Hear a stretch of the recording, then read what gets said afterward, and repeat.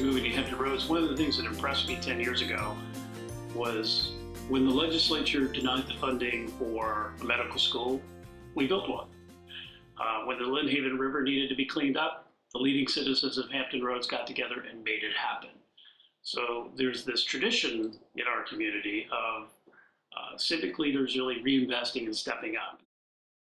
Stepping up, stepping in, stepping out. That's the story of the Civic Leadership Institute now more than ever. Retired Rear Admiral Ann Phillips stepped in. When I agreed to run the infrastructure working group, when I got the list of people who were recommended as participants and I looked at the list, there were names of my classmates. And there were names of people who had just presented to us at Civic. And so the opportunity to call and reach out to them and have them immediately say yes, and to be able to reach out to people who had just spoken to the class and connect it to what they talked about and have them to agree to participate was absolutely invaluable. Thaler McCormick stepped out. When she joined the Civic class of 2005, she was operating a Norfolk-based program called 4Kids. I just remember being really blown away by that opening retreat and how I needed to think differently about the work 4Kids was doing. So it was very much a turning point. We started at that moment in 2005, we were a Norfolk organization that did serve the region, and we really, over those next 2 years, moved into becoming a regional organization. So today we are serving 14 cities, and over the last year we served 49,000 individuals, and we're now the largest service provider for homeless families in the state of Virginia. So it's been quite a ride since my year in Civic. Since I graduated from the Civic program, I can't tell you how impactful the Civic program has been, other than saying it's just simply been amazing. I've had the opportunity to meet with small working groups that were hosted by Debbie Wynn and Jim Spoor, and from that working group it led into me getting nominated to be on the Go Virginia Region 5 Council, which is a tremendous opportunity and also a great responsibility that I truly take into consideration when I accept the position. I'm there to work and I want to make sure that I can add some value. So I was a mentor to one of the Civic scholars, and I thoroughly enjoyed it. It was kind of fun because I wasn't a mother, I wasn't a boss, I was just simply a friend that could lend some real concrete information to help shape her future.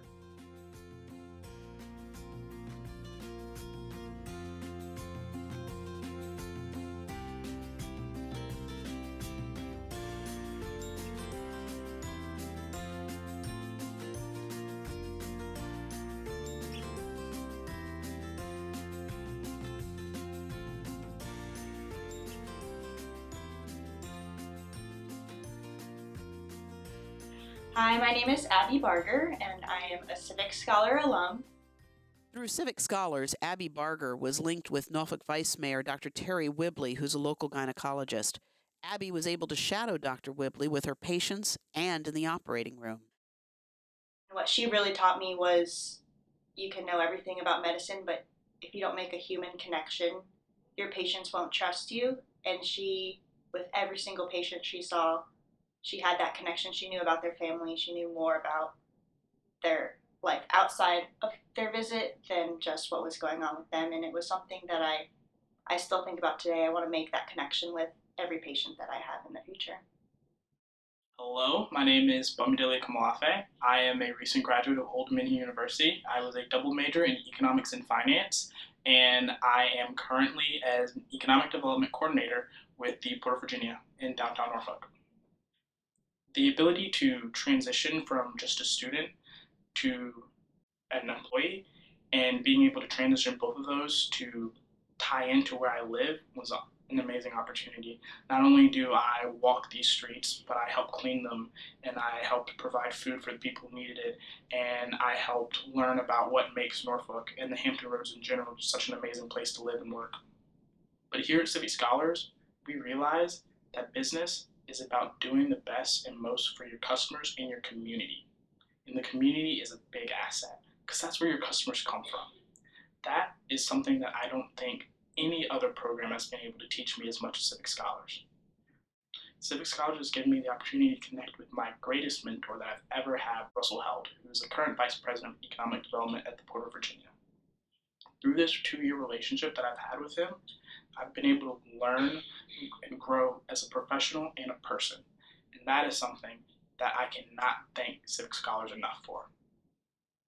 So I think for me, the two biggest things that I learned, one was confidence, and then second, professionalism. It gave me the opportunities for growth that I didn't have anywhere else as a student. I was involved in a lot of other clubs. I mean, I was even a director for student government, but they couldn't offer me the same opportunities that Civic could.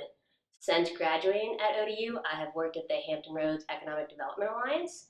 I started as an intern with them right after graduating, and then was offered a full-time job. And then now I'm director of marketing and communications for them. This year, for the first time, select senior Civic Scholars have had the opportunity to work on group projects with members of the executive class of 2018. People like Evans McMillian, who's been instrumental in helping to build an entrepreneurial ecosystem in Hampton Roads, with the digital hub called Startwheel, with the 757 Accelerator, which will connect promising startup founders with vetted mentors, and with 757 Seed, which will help entrepreneurs find early-stage funding to move their ideas to the next level. The idea is to value our defense-related economy, but to build the entrepreneurial sector as part of a more diversified future. The inspiring moment is when you look around and you see new people coming to the table and holding up their hand and saying, how can I help?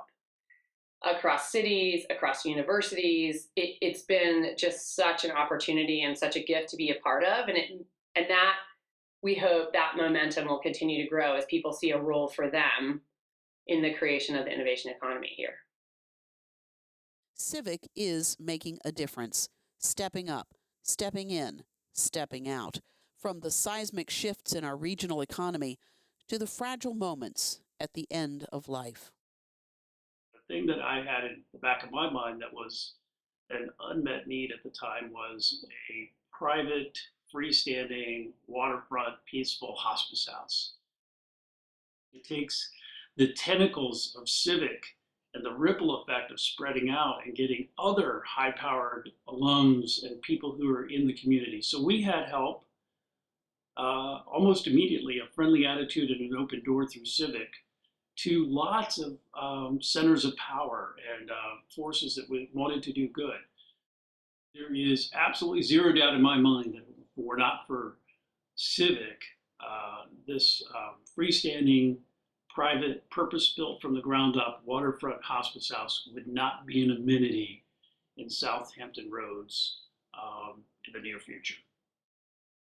As I said, no one person can do something like this. No 3 people can do something like this. And so it takes a ripple effect of connections and resources and passion, and Civic was the gateway to all that. I hope Civic never loses the core part of its mission to educate leaders about the opportunities and challenges in the community, and then to inspire and connect people to make things happen. I think that's what Toy Savage and Josh Darden wanted to do for our community when they started this organization, and I hope it never loses its way.